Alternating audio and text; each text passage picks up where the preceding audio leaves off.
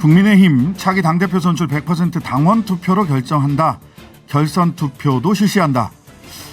이 당원 개정에 대해서 당내 친윤, 비윤계 의원들을 중심으로 입장 엇갈리고 있습니다. 차기 총선 불과 1년 4개월여 앞둔 시점에서 전당대 룰 개정을 계기로 당내 계파 갈등이 본격화하고 있는 것인지 국민의힘 김종혁 비대위원과 이야기 나눠보겠습니다. 위원님 나와 계시죠? 네, 안녕하세요. 김종혁입니다. 네네. 자, 전당대 룰 100% 당원 투표 그리고 결선 투표까지 만장일치로 통과가 됐다고 하는데 만장일치는 만장일치라도 그 중간에 이 토론이라든지 이견이라든지 이런 게 표출된 건 없었습니까? 그러니까 각자의 생각이 다 다르신 거는 맞고요. 네.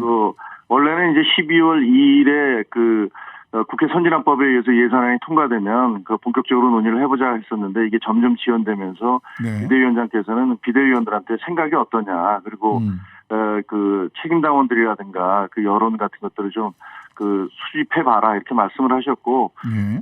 대부분의 위원들이 모두 이 여론조사가 지금처럼 7대3으로 하는 것은 적절치 않다라는 것들에 대해서는 의견을 같이 했는데 어느 정도로 할 것이냐에 대해서는 사실은 이견들이 좀 있었어요. 네. 그런데 저는 처음부터 당원들에게 모두 돌려주는 것이 맞다라는 주장을 했고 그러면서 진행되는 과정에서 그게 당원들에게 모두 돌려주는 게 맞겠다라는 의견이 하나로 모아지면서 큰 이견은 없이 결정이 된 거죠.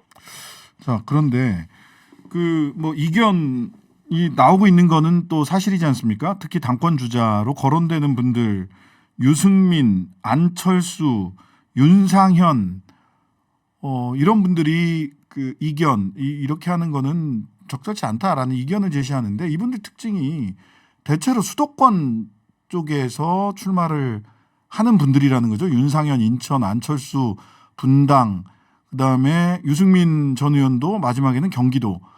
이거 수도권 포기하자는 거냐? 이런 비판들 하고 있는데 어떻습니까?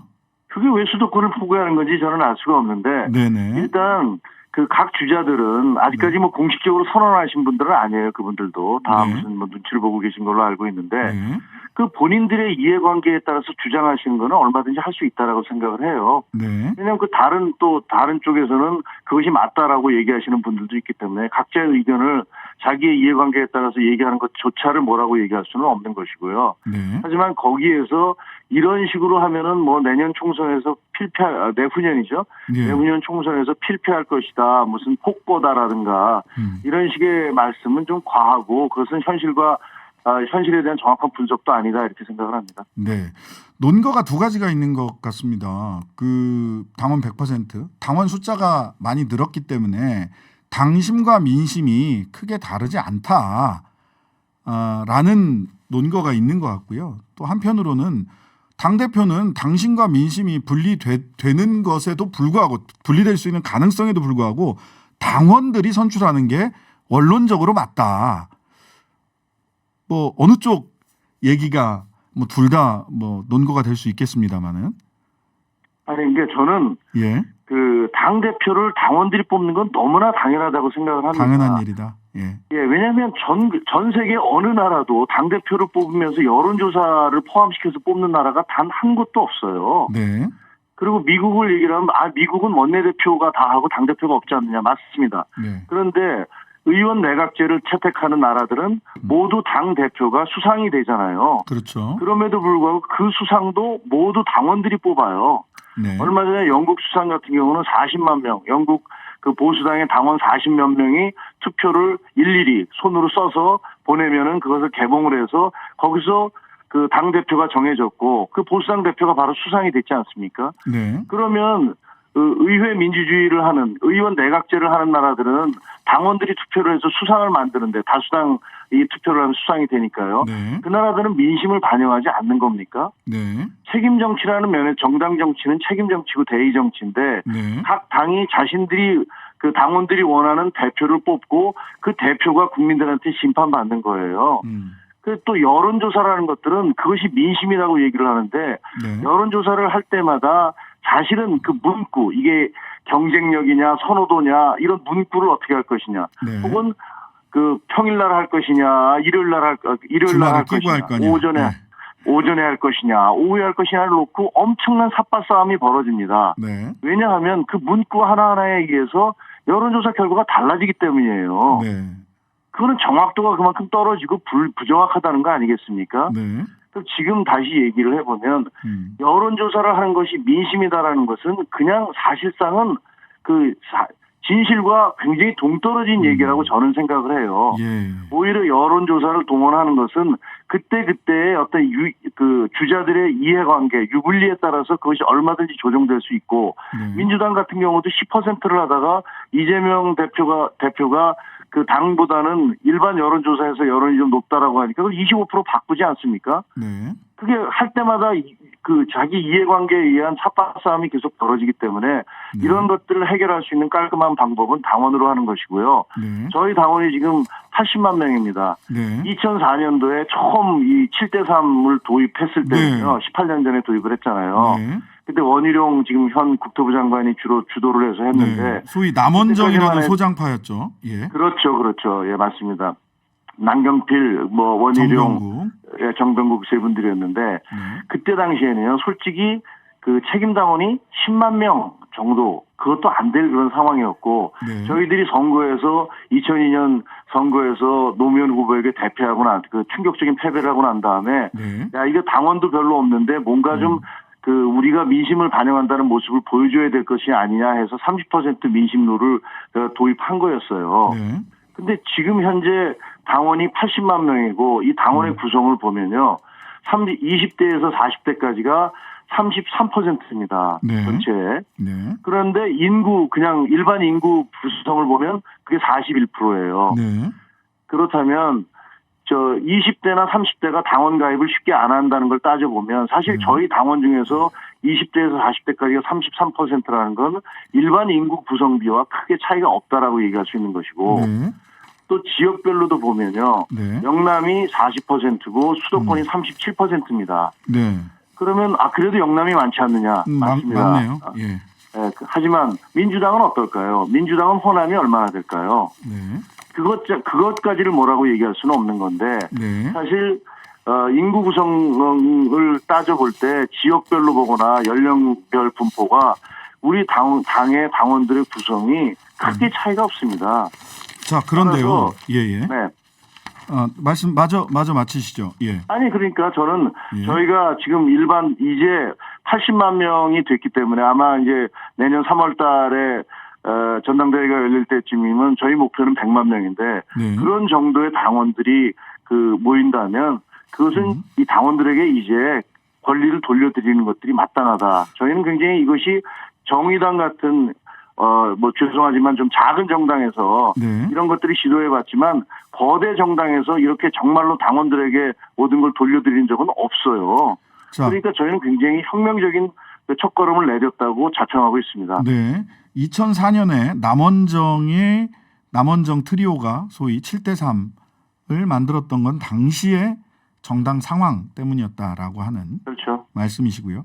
당신과 민심이 크게 차이가 나지 않는다라는 말씀이시고요. 근데 이제 2022년 12월 17일부터 19일까지 3일간 국민 리서치 그룹과 에이스 리서치가 뉴시스의 의뢰를 받아서 여론조사한 결과를 보면 국민의힘 차기 당대표 선호도 보니까요. 전체 응답층에서는 유승민 전 의원이 36.9%, 나경원 2위가 나경원 전 의원인데 14%, 절반도 안 돼요.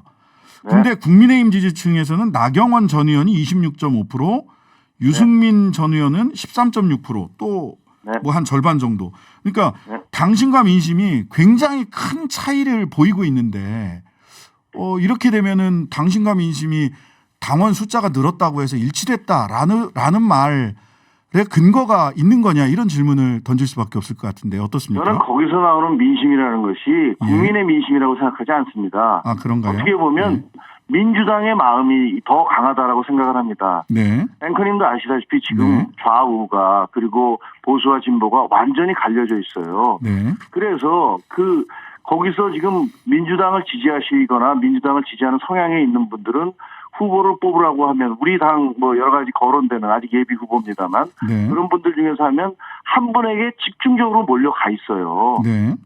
그것을 일반 국민의 민심이라고 얘기하는 것은 저는 동의하기 어렵고요.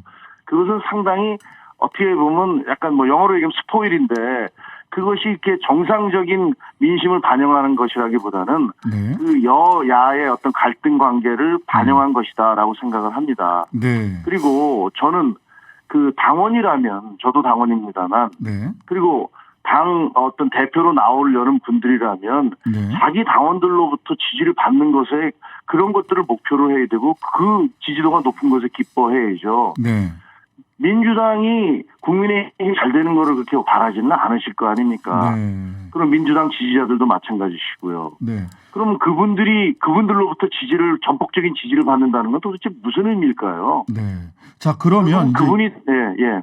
이런 얘기도 있습니다. 그러면 네. 민심은 민심대로 반영을 하더라도 소위 민주당 지지층만 걸러내고 국민의힘 지지층과 중도층만 지지정당 없음 이런 분들만 당연히 이 그런 문항을 그렇게 설계하면 되는 문제인데 그냥 당신 100%로 간 거는 좀 과한 조치 아니냐라고 하는 또 비판도 있습니다. 이 부분은 어떻습니까? 저는 그렇게 생각하지 않는데요. 네. 실제 민주당이나 다른 그 민주당에서 왜 저희 당의 그 변화에 대해서 그렇게까지 간섭을 하는지 저는 좀 이해가 되지 않는데 네. 그 지금 역선택 방지 조항을 얘기를 네, 그렇습니다. 하지만 예. 아니 선거가 될 때 다 선수들 아니에요? 네. 지금 여론조사 시작됩니다. 이번 주간에 여론조사 시작됩니다. 그러면 네. 만약에 저는 민주당의 강력한 지지자예요. 네. 근데 전화가 와요. 그러면서 어느 당을 지지하십니까? 그러면 제가 뭐라고 그러겠습니까? 저는 지지하는 정당 없습니다. 왜? 그래야지 내가 그 모수 안에 들어갈 수 있으니까. 네. 그럴 정도로 대한민국에 있어서 여론조사라는 것들이 그리고 네. 그 정당 지지자들 간의 갈등, 분열 이런 것들이 극심하단 말입니다. 네. 그렇기 때문에 여기서 이 여론조사가 과연 제대로 된 여론조사라고 할 수 있는 부분이 굉장히 네. 많이 떨어져요, 그것이. 네. 알겠습니다. 그래서 저희는 네, 알겠습니다. 그러면 이제 그런 지금 김종인 비대위원장이 말씀대로라면 그러면은 선출직 투표 때는 또 어떻게 해야 될까? 여론조사라고 하는 것에 그 부정확성 또는 뭐 선수들이다 전부 다 이렇게 얘기를 하신다면 선출직 투표할 때도 그러면은 여론조사는 원천적으로 배제하는 것이 맞는 건가라고 하는 또 질문을 하게 되는데요. 그거는 뭐 그때 돼서 여쭙고요. 자, 비대위가 100일 맞이했습니다. 우리 김종혁 비대위원께서도 비대위원으로 일하신 지 100일 되셨는데 100일 평가 간략하게 해주시고 향후 남은 전당대회 일정까지 비대위 이렇게 하겠다라는 말씀 좀 해주시죠. 저희는 굉장히 위태로운 비대위였습니다. 네. 1차 비대위가 법원에 의해서 해산됐고 2차 비대위 할 때 제 주변 분들도 야, 그 2주밖에 안 갈 텐데 뭐하러 가냐 이런 얘기들도 많이 하셨어요. 네. 하지만 지금 이제 저희가 그런 과정들을 다 이겨내고 네. 당의 정상화에 상당히 기여를 했다고 자평을 하고요. 네. 특히 이 비대위의 가장 큰 목표는 어떻게 하면 그 차기 전당대회를 제대로 잘 관리하고 네. 경쟁력 있는 우리 대표를 만들어낼 것이냐, 네. 어떻게 룰을 만들어낼 것이냐 이런 것들이 큰 목표였는데요. 저희는 글쎄요, 이게 어떤 나중에 어떤 역사에 의해서 네. 시간이 흐른 다음에 받겠습니다만 네. 당원들에게 100% 선택권을 돌려드린 것 이것들이 굉장히 잘했다고 생각을 하고요. 알겠습니다. 그다음에 네. 결선 투표를 도입한 것도 큰 성과다. 발걸음을 내딛었다고 생각을 합니다. 네, 오늘 말씀 감사합니다. 국민의힘 김종혁 비대위원이었습니다.